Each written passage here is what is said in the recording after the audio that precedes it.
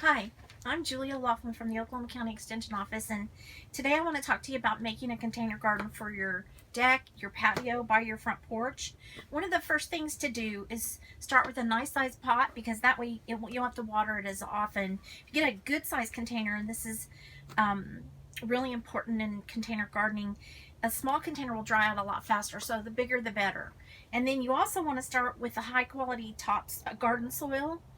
A high quality garden soil usually can have some fertilizer in it, which will give you a little boost. You can buy an organic one or a regular one, it's up to you, but having a little bit of fertilizer in there is good because it'll give you a kickstart on it. Once you fill your container and you pick out your plants that you want to use, here's a couple tips on how to make it look really good. One of the secrets to container gardening is to use what we call the three-part system. We choose a filler, a spiller, and a thriller. Usually the filler is something that's going to get kind of big, make the pot look a little bit fuller. Usually this is something that would be potted in the middle of the pot and fill it in pretty good. And then what we call the thriller is something that is usually a little bit taller in the background, but catches the eye and makes it look more balanced.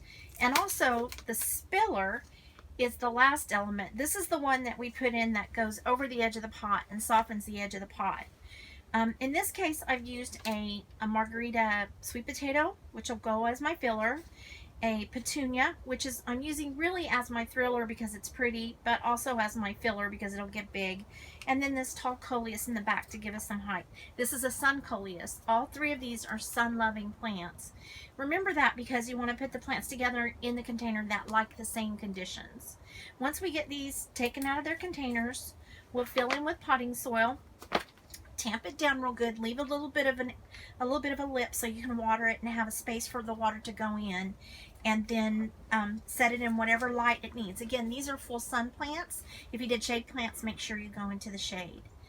The other thing you could do with a container garden is make an herb garden.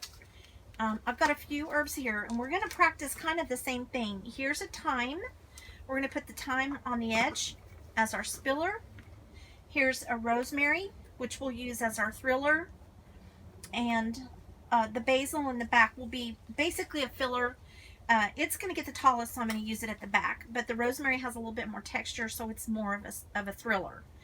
Anytime you do any of these container gardens, just remember they're going to need water regularly, and also that you put the same plants with the same needs together. So this group of plants would do great together on a back porch, and you could harvest from them all summer. Okay, so enjoy your container garden, and then if there's anything that we can ever help you with at the Extension Center, just give us a call. We love to answer gardening questions for you.